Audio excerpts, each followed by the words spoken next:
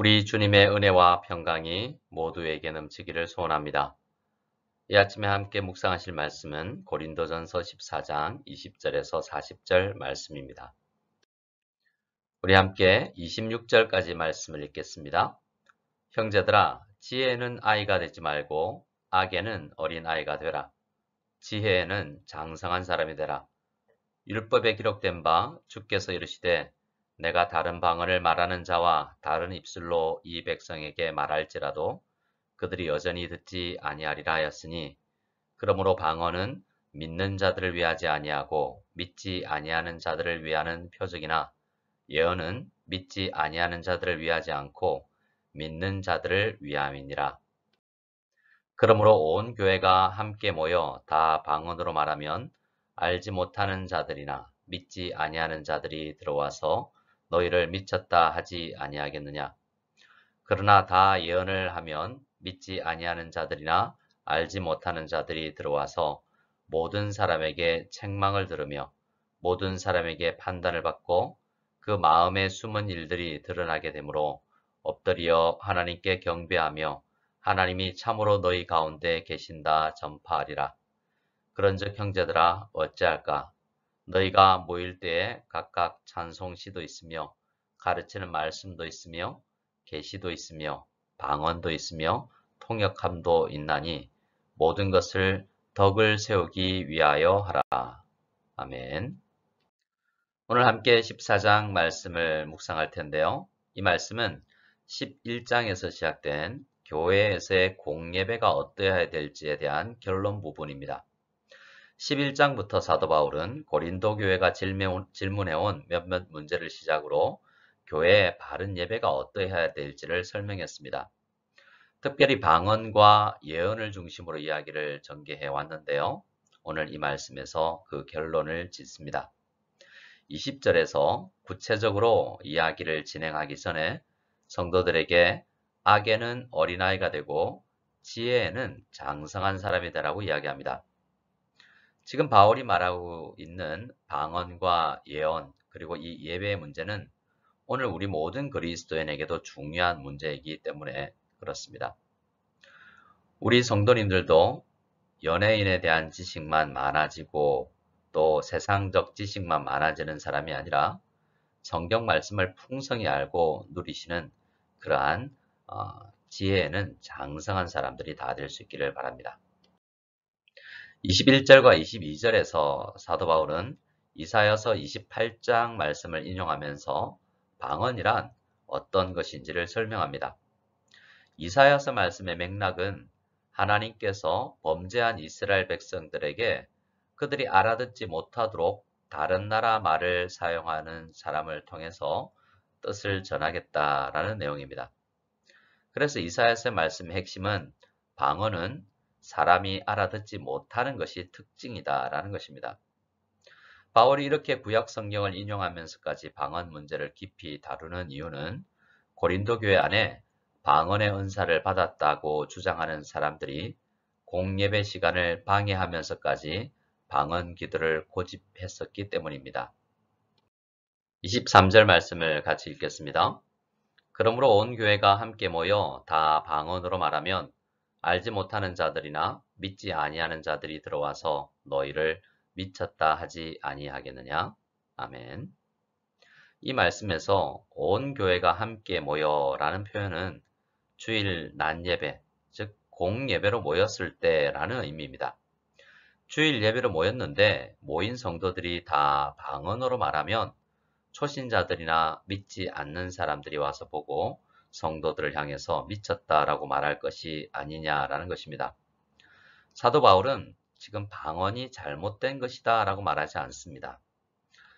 절제되고 관리되지 않는 방언과 은사는 오히려 교회를 파괴하고 어지럽게 한다라고 말하고 있는 것입니다. 공적인 예배 안에서 예언과 방언은 그 기능이 다릅니다. 그 이유는 성령님께서 그 은사를 주신 목적이 다르기 때문인데요. 방언은 다른 사람들이 알아듣지 못하는 것이 기본적인 특성입니다. 그러나 예언은 사람들이 알아들을 수 있도록 하나님께서 주신 것입니다. 예언은 바로 선포되기만 하면 사람들 마음속에 숨어있던 죄들이 드러나게 되고 하나님 앞으로 나아가야 되겠다라는 결단이 생겨나기도 합니다.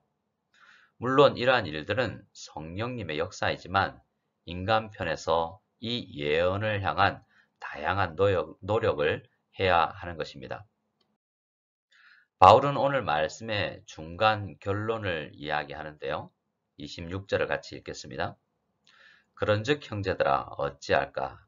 너희가 모일 때에 각각 찬송시도 있으며 가르치는 말씀도 있으며 계시도 있으며 방언도 있으며 통역함도 있나니 모든 것을 덕을 세우기 위하여 하라. 아멘. 한마디로 예배 순서를 맡은 사람들은 하나님께서 왜 자신에게 이러한 은사를 주셨는지 잘 생각하고 모든 예배 순서를 교회의 덕을 세우기 위해서 절제하며 사용하라라는 것입니다. 방언은 나쁜 것이 아닙니다. 방언도 성령님께서 주신 귀한 선물이기 때문이죠. 그런데 방언을 주신 목적을 망각하고 절제되지 않은 상태에서의 방언은 차라리 하지 않으니만 못한 것이 됩니다. 방언이 제한을 받아야 함을 이야기하면서 사도 바울은 두 가지 제한의 포인트를 이야기합니다. 하나는 예배 중에 방언 기도를 하는 숫자입니다. 바울은 두 사람이 적당하다고 이야기하고 아무리 많아도 세 사람을 넘어서는 안 된다고 말합니다. 또 하나 절제함을 이야기하면서 이야기하는 것이 통역하는 사람이 있는 경우에만 방언이 허용된다라고 말합니다. 방언 기도는 혼자 있을 때 얼마든지 할 수 있습니다. 그리고 함께 다 같이 기도할 때 옆 사람에게 방해가 되지 않도록 조용히 방언 기도를 할 수 있습니다. 개인 기도이니까요. 하지만 공예배에서의 기도는 다릅니다. 고린도 교회는 많은 사람이 방언으로 예배 시간에 기도를 했던 것 같습니다. 그래서 알아들을 수 없는 방언 기도로 예배 시간이 길어지면서 문제가 다양하게 생겨났던 것입니다. 방언은 성령님이 주셨는데 만약 방언을 절제하고 사용할 때와 장소를 잘 구분하지 못하면 절제 열매를 주시는 성령님께서 주신 방언이 아닐 가능성이 많은 것입니다.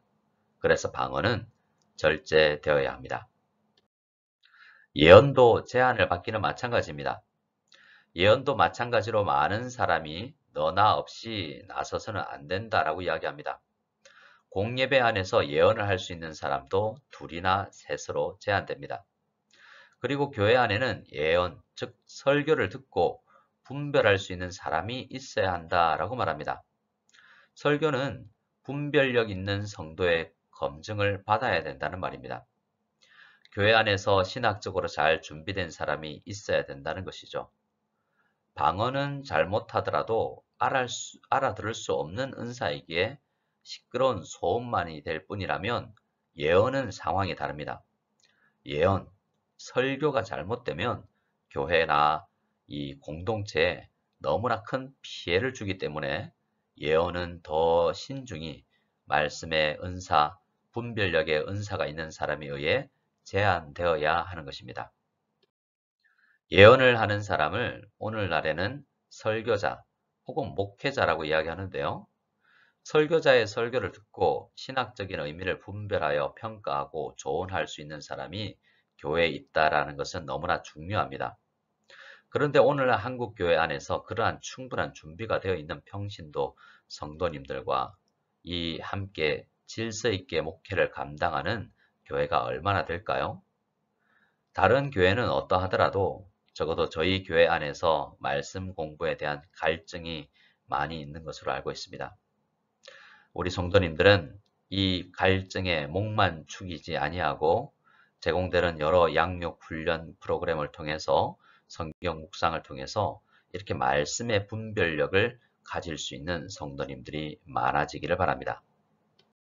33절부터는 11장에서 잠시 다루었던 교회 안에서의 남자와 여자의 사역에 임하는 자세에 대해서 다시 이야기합니다.